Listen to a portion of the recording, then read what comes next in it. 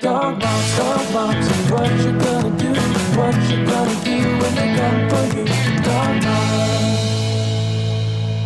Hi, everyone. Thank you for tuning in today because we have a very special episode for you. We are going to interview Arden Moore. That's right. Arden Moore wears many collars in the pet world, including a national radio show host, a podcast host, professional speaker and MC, best-selling author. She's a fear-free certified professional and master pet first aid and CPR instructor. Oh my gosh. That's a lot of collars to wear. Holy That's cow. a lot. I've only got one here. I'm kidding. Oh my gosh, I know, right? That's impressive. I really can't wait to hear more about that, especially the first aid side, because that's something I need to refresh in my brain. Yeah, and that's why I think Arden Moore is like the perfect guest to have on this episode, because she talks so much about pet safety and she's just amazing. So I think we should jump to that interview. Well, Arden, welcome to the show. We're so excited to have you here.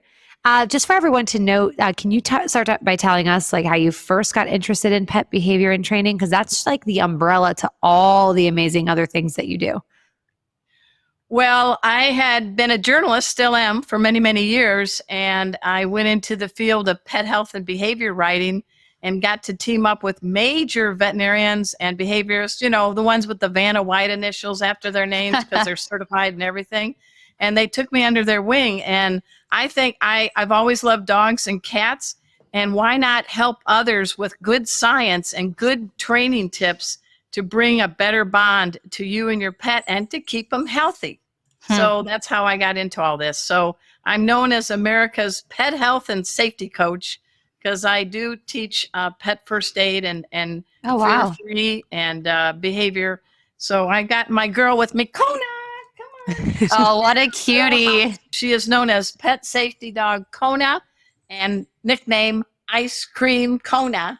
Oh my goodness. I have a cat here who loves dogs. Oh my gosh, how cute. His name is Pet Safety Cat Casey. Oh, I love that. Why does Kona have a nickname, Ice Cream Kona?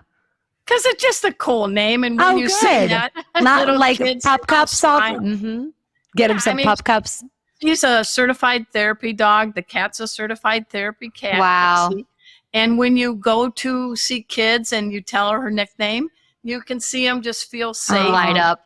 So it's sort of a fun name. You're gonna have to she likes ice cream. You're gonna have to dress her up as an ice cream cone for Halloween. Oh, that's a brilliant idea. I think I actually have an ice cream cone costume. I'll have to send it your way. I want to ask you though. So you said that their nicknames are Pet Safety Casey and Pet Safety Kona. Is that because they're involved in some sort of way with your program? Can you tell us about why and how that works? Pet First Aid for You is my company, and we train everybody from crazy cat ladies to veterinarians in veterinary approved pet first aid and safety. And I'm pretty lucky. You're looking at the most active safety cat in America teamed up with Kona, and we do it in person and Zoom now all over the world. Wow. And I think it's pretty fun. We make it fun. We teach you how to be a mutt giver. What do you do when happens and you don't have a first aid kit and the vet is far away? I show you with what you're wearing and around you to actually render aid on the scene. Wow. So I'm very lucky. I got Kona and Casey, a couple of shelter alums, and they dig being teachers. So we make a pretty good team. Now, do you do everything from like safety as far as like your nicks and your little cuts while on the trail all the way to like life-threatening injuries that like, that's great. So like if you had to do like a tourniquet or something of that regard, you would have that capability to learn that as well? Yeah, and what we are teaching for safety is we teach people how to put pressure on an artery between the heart and the boo-boo instead of a tournament because people don't always do it the right way. Right. Your dog's name amputation. It's turned into tripod. Yes, exactly. That's great though. No, that's really good. I mean, that's more than just a, hey, here's a little first aid kit for like the Band-Aids and the cleaning. It's like, this is some show you how. Really big information. You love your pets, right?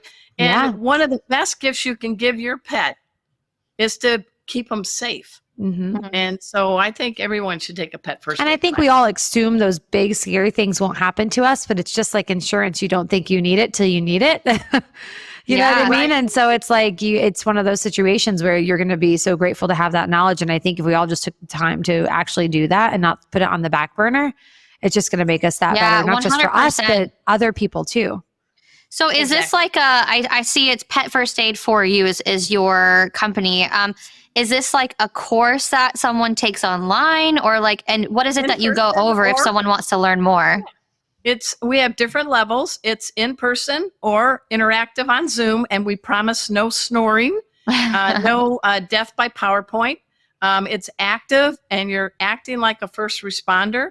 So you get a 2-year certificate, and it's about a 4.5-hour course.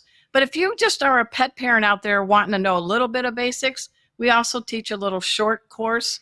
And if you're really into it, we actually teach a 2-day instructor training course. Oh, wow. That's really cool. Is that to be like certified in teaching CPR? Yeah. Okay, cool. Yeah. Wow, so that's great. Yeah, it's kind of cool. We teach different levels and we make it fun because I don't know about you two, but Pet First Aid can sound pretty scary, right? Or boring. So I have rhymes like you never put ice cubes on a dog that's overheated because in the words of our friend, ice, not nice, baby. Oh, there you go. There you go. I like acronyms. So I like things like that because that's how I used to study for tests like back in the day. Yeah. Yes. So you remember it. So you remember it and it's not always I mean, that's a good way to remember. And then when you're doing chest compressions for your safety, the hand that does the pump is always closest to the rump. Oh, that's good to know. I think I'll like take that with me now because I would have never remembered that. No, right. So now, because that's how we learn.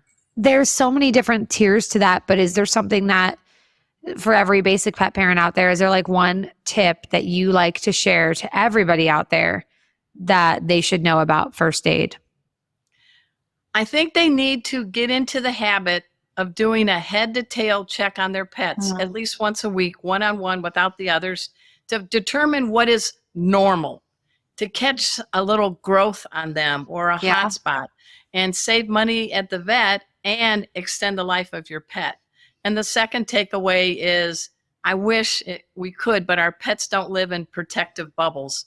They trip, they fall, they get cut, they get bit.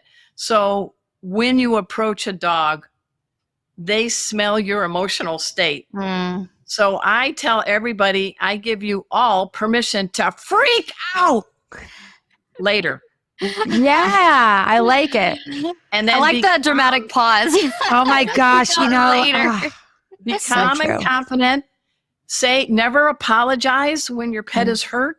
Never baby talk when your pet is hurt, because your dog is like, oh my gosh, can I get a woman that knows what they're doing? I know to be the captain now. You all know this as trainers. So calm, confident, and get to freak out later. It's so true. As soon as I sigh, they know. Like I'm like, they're like, uh-oh. It's either ear cleaning, nails, or something's wrong. And I'm like, they just know.